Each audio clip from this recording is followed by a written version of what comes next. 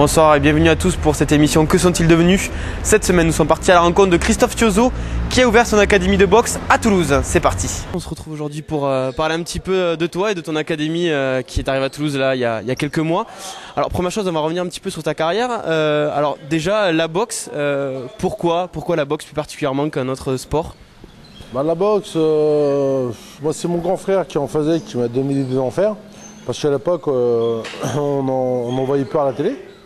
Donc on n'avait pas idée d'en faire. Et donc je faisais du basket. Et mon frère, il s'entraînait dans le même gymnase que moi, mais il faisait de la boxe, lui. Moi j'ai mordu dedans, quoi, voilà. Mon grand frère, lui, Franck, il a eu l'idée d'en faire sur un match de Mohamed Ali, je crois. Ouais. Donc c'était vraiment, en France, on n'entendait vraiment pas beaucoup parler, quoi. Ouais. Okay. Et moi, c'est quand j'ai vu à l'entraînement comment ça se passait, tout ça. Et j'ai vraiment aimé, moi, parce que c'est l'entraînement qui m'a bien plu, moi, parce que les combats, on n'en voyait pas à la télé. D'accord. Justement, qu'est-ce qui te plaisait un petit peu dans la boxe plus qu'un autre sport? C'est quoi? C'est le fait de s'entraîner à fond, de défier quelqu'un?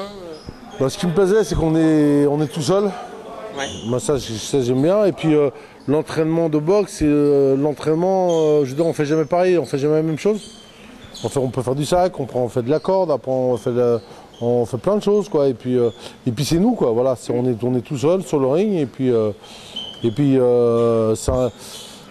c'est un sport dur. Et moi j'aime bien parce que on apprend sur le ring, on prend des coups et après on réfléchit, on dit pourquoi j'ai pris des coups, on travaille dans son coin pour travailler les points faibles, les points forts, pourquoi on a pris des coups, pourquoi on n'en a pas donné davantage. Ouais. Tout ça, j'arrivais bien à analyser ça, moi. Ouais. Alors justement, quels sont un petit peu tes premiers souvenirs de tes premiers combats? C'est quoi? C'est des souvenirs un petit peu positifs, négatifs? Positifs parce que moi, j'étais invaincu en France. Ouais. Ouais, en amateur. Oui, parce que tu as commencé la boxe à 14 ans, à 17 ans tu étais déjà en équipe de France. Ouais. Donc moi, en France, j'ai toujours eu que en amateur, même en professionnel, j'ai pratiquement que des bons souvenirs. Hein. Ouais. Mais je me rappelle de la première compétition que j'avais gagnée. C'était une compétition pour les boxeurs de 0 à 3 combats. Et non, il fallait avoir 0 combat pour s'inscrire. Ouais. Et donc j'ai gagné la compétition. Puis après, dans la saison, j'ai dû faire 3 compétitions, je vais gagner toutes les 3. Alors, du coup, à quel moment tu t'es dit, ça a l'air de bien fonctionner, si j'en faisais un petit peu mon métier, si je fais ça de ma vie? Non, mais moi, quand j'ai fait de la boxe, je voulais faire que ça. Ouais. Et les parents, ils disaient quoi, justement? Les parents, ils servaient de ça, justement, un petit peu, pour me dire, si tu travailles pas à l'école, machin, et tu vas pas à la boxe. Ouais. Mais bon, je travaillais pas à l'école, j'allais à la boxe quand même. Alors du coup, il y a un titre de champion d'Europe qui arrive assez vite contre un autre boxeur français.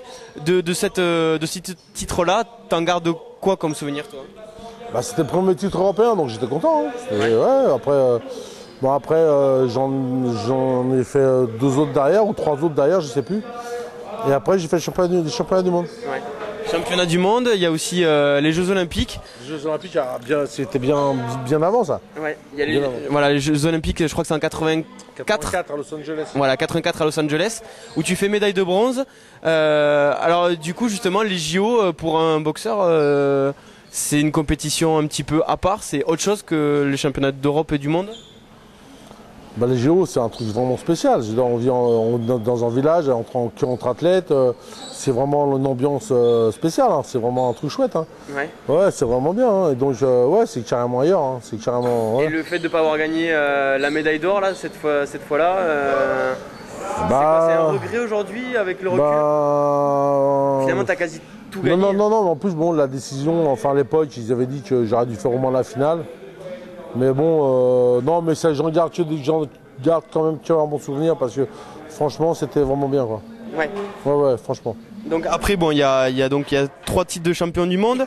Et puis aussi, il y a le départ à New York où tu es passé professionnel, qui a fait pas mal jaser à l'époque. Alors pourquoi être parti à New York?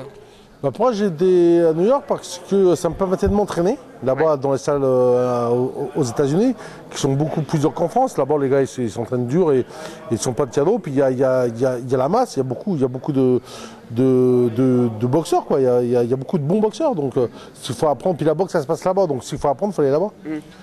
Enfin, c'est ce que je me disais à l'époque. Et donc, moi, ce que je faisais, je me trouvais des combats là-bas, donc à New York. Donc, ce qui me permettait, avec la bourse que je touchais, ça me permettait de faire un stage et de m'entraîner. Donc, je partais 15 jours, 3 semaines avant. Je m'entraînais là-bas, je boxais. Et puis je repartais. Ouais. Bon, il y a ça, il y a aussi un combat que tu avais fait qui était passé sur TF1, qui avait fait pas mal d'audience. Alors tu parlais justement de la boxe qui était pas trop télévisée. Alors justement, la boxe fait pas mal d'audience sur TF1. Aujourd'hui, on n'a pas trop l'occasion d'en voir, même on n'a pas l'occasion d'en voir sur TF1. Tu penses que ça manque, la boxe n'est pas assez médiatisée? La boxe, là, en ce moment, elle est un peu, ça a beaucoup baissé. C'est quoi, on manque de champions en fait? Non, c'est parce que pendant quelques temps, justement, il n'y avait que Canal+ qui en faisait, TF1 n'en faisait pas, et puis n'en font toujours pas. Il faut qu'il y ait de la concurrence, parce que là, avant, pendant pas mal d'années, il n'y avait que Canal+. Ils ont géré leur affaire comme ils ont voulu, et la preuve en est qu'ils n'ont pas bien fait. Et alors, parce qu'il n'y avait pas de concurrence, il y aurait eu de la concurrence, Canal+, TF1 ou Canal+, une autre chaîne, je veux dire, les choses auraient été mieux. Ouais. Il faut de la concurrence pour faire évoluer les choses. Et alors du coup, tu penses toi que une chaîne de télé aujourd'hui peut être intéressée pour diffuser de la boxe? Non, maintenant ce que je pense vraiment, c'est qu'il y a la télé et il y a aussi le net maintenant. Ouais. Là, je suis en train de développer une télévision sur le net et on va voir. Moi, je pense que dans l'avenir plus ou moins proche, dans les 4, 5, 10 ans, je pense que tout se passera sur le net. C'est un peu ce qu'avait fait Brahim Asloum, ce qu'avait tenté de faire Brahim Asloum. Ce qu'il avait tenté de faire, mais bon, je crois que ça a été plus ou moins bien fait. Enfin bon, mais moi, je fais des trucs sérieux et donc là, on retransmet des matchs nous sur le net et ça prend. On fait pas mal de connexions à chaque fois et ça marche bien. Ouais. Alors justement aussi, il y a la fin de carrière. Alors pourquoi avoir arrêté la boxe? Finalement, ne te sentais pas encore cramé? C'est quoi? C'est une usure mentale? J'en avais marre. C'est-à-dire que j'ai arrêté jeune, c'est vrai, j'avais 28-29 ans, mais j'en avais vraiment marre. Je pouvais plus faire les efforts qu'il fallait faire. Je voulais plus aller à l'entraînement, je voulais plus aller au footing, je voulais plus rien faire. Et on a beau être bon, hein, si on s'entraîne pas, ça va pas quoi. Donc mes derniers championnats du monde, les gens sont venus, je faisais plus les efforts pour faire la catégorie de poids, c'est que je suis monté dans les mi-lourds. En mi-lourds, je fais un championnat du monde, j'ai perdu parce que c'était pas ma catégorie. Voilà, et voilà, donc après j'ai vu que je voulais plus quoi. Alors justement, après tout ça, bon, t'as sorti entre autres 2 livres, je crois, Il y en a qu'un qui est bon, le premier livre que j'ai sorti. Il n'est vraiment pas bon parce que le gars il l'a sorti tout seul, il m'a rien demandé. Ouais. Il m'a écrit ça, je suppose faire sortir un livre. Bah, je dis ouais, on sort un livre, mais il faudra qu'on travaille ensemble pour je te dise. Et puis il m'a rien demandé, il a sorti le livre. Ouais. Donc il a raconté n'importe quoi. Et alors justement le deuxième. Par contre le deuxième, il y a un gros travail qui a été effectué avec moi puis le gars qui écrit parce que moi je sais pas écrire. Hein. Donc avec le gars qui écrit le livre et moi, il y a eu un gros travail. Et là, le deuxième livre, c'est ça, ouais. Et c'était quoi le but? C'était de montrer un petit peu aux jeunes boxeurs un petit peu quel est l'univers de la boxe, comment toi t'as vécu. Quel est réellement le but de ce livre, hein?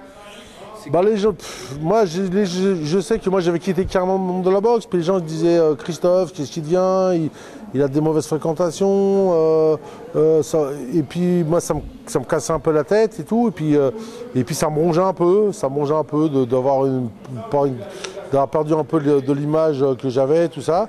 Et j'ai dit je vais sortir ce bouquin parce qu'il faut que les gens savent que si j'en suis arrivé là, c'est que dans ma vie il m'est arrivé quelques pépins et il faut que les gens le sachent quoi, voilà. Que je suis pas tombé, il m'est arrivé pas mal d'histoires et ces histoires, moi j'ai rien demandé, moi du jour au lendemain j'avais plus d'argent donc il a fallu que je me débrouille. Hein. Donc voilà, donc j'ai voulu le dire aux gens pour pas qu'ils aient une mauvaise image de moi. Bon alors justement aujourd'hui, on peut le dire, là l'image elle est plus que belle. Tu as monté une académie en partenariat, voilà, tu as un associé, justement on dirait un petit mot sur lui et sur ta rencontre avec lui. Alors là le but de l'académie, Fabrice Thiozot, Christophe, désolé, justement quel est le but de cette académie? Bah, l'académie, le but en fait c'est une salle de boxe. Et les jeunes qui viennent, ou les moins jeunes qui viennent dans les salles de boxe, ils s'entraînent, ils ont des bons coachs, ils ont du bon matériel. ils peuvent évoluer là-dedans, ils peuvent se canaliser la violence qu'ils ont, le temps en trop qu'ils ont, ils peuvent le passer là. Et après, s'ils le souhaitent, si c'est un souhait de leur part, et si vraiment ils veulent le faire, nous, avec les entreprises partenaires qu'on a réussi à qu'on a réussi à avoir avec nous, on peut leur trouver à ces jeunes ou un travail ou des formations s'il le souhaite, parce que si le mec il n'a pas eu le temps de faire des diplômes, puis maintenant il réfléchit qu'il veut faire autre chose, on peut lui faire des formations. Ou le gars qui a déjà un boulot mais qui a besoin de stage, tout ça, on peut lui faire des stages. Donc on peut aider les jeunes au niveau... Donc finalement c'est pas que la boxe, c'est aussi le côté social. C'est aussi le côté social, c'est même davantage le côté social. Ouais. Donc ça c'est un petit peu le plus que vous avez par rapport à un club de boxe classique. Justement toi c'est quelque chose qui t'a manqué quand tu as quitté le milieu de la boxe, le fait d'avoir finalement rien à côté, rien préparé pour l'après-boxe. Je suis particulier parce que on m'aurait donné un boulot, je l'aurais pas fait. Ouais.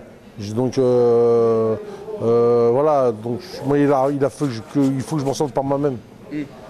Donc voilà, donc même à l'époque où ça n'allait pas bien, j'ai monté un restaurant, je montais des bars, je peux pas être employé de quelqu'un moi. Voilà. Mais ça reste un petit peu dans l'esprit de la boxe effectivement.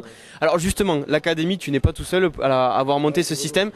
Tu as un associé, justement, tu vas nous en dire un petit mot. Alors comment vous êtes rencontrés, un petit peu, présente-nous-le. Donc quand j'ai décidé, moi j'avais soumis l'idée de monter des salles de boxe. Ouais. Et il y a un gars qui m'appelle et qui me dit qu'il voulait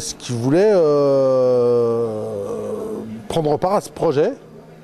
Alors je l'ai au téléphone, je dis oui, il me dit moi je veux prendre part à votre projet, je suis intéressé à vous aider. Et le mec il est banquier, il me dit qu'il veut m'aider à trouver des... Moi je dis bon, je le rencontre. Ouais. Je le rencontre et le gars il me dit voilà, c'est bien ce que vous faites et tout, mais ce qui serait bien en plus c'est de monter un volet d'insertion. Je dis moi je veux bien, mais moi je connais personne. Il dit moi je connais des entreprises qui vont nous suivre et parce que ce gars c'était un banquier d'affaires. Ouais. Et donc il avait fait pas mal enfin il connaissait beaucoup d'entreprises. Et je dis ouais, bon coup on fait. Donc on l'a fait comme ça. Donc ce gars il m'a présenté le premier entreprise qu'il m'a présenté c'est Veolia. Oui. Par la branche propreté au départ. Et après lui il a arrêté après son boulot de banquier, il était directeur financier de Veolia. Oui. Et là actuellement, maintenant il est directeur financier d'EDF, donc je vais dire son nom maintenant, il s'appelle Thomas Picmal. C'est grâce à lui si on a réussi à faire tout ça, parce que moi tout seul, j'aurais pas pu le faire, comme lui tout seul, il n'aurait pas pu le faire non plus. Ouais. Je veux dire, c'est un groupe. T'as apporté le côté boxe, moi j'ai un côté financier. Voilà, j'ai à côté le côté boxe et bon, je suis connu, tout ça. Et lui, il a apporté beaucoup aussi son expertise. Et puis franchement, je dois le dire, c'est vraiment un super mec parce que lui ça lui coûte du temps, ça lui coûte de l'argent, ça lui coûte du temps. Et voilà quoi, je veux dire, il n'a pas besoin de ça. Hein. Il n'a pas besoin de ça.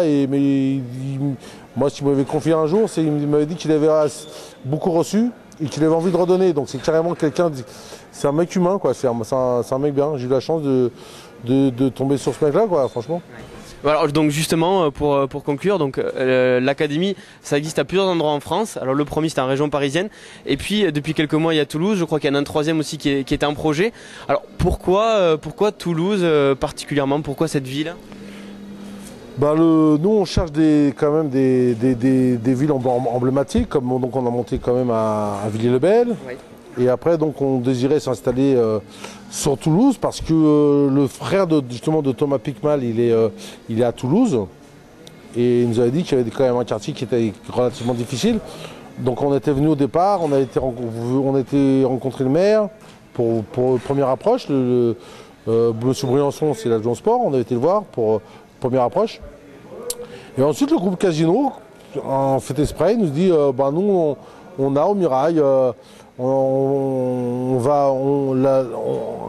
local de 8 à 900 mètres carrés à vous mettre à disposition. Ouais. On a sauté dessus, hein, forcément. On te remercie et puis on souhaite bon courage à l'académie. Merci. Merci bien, au revoir. Voilà, c'était donc Que sont-ils devenus avec Christophe Thiozo. On se retrouve dès la semaine prochaine pour un nouveau Que sont-ils devenus. Au revoir.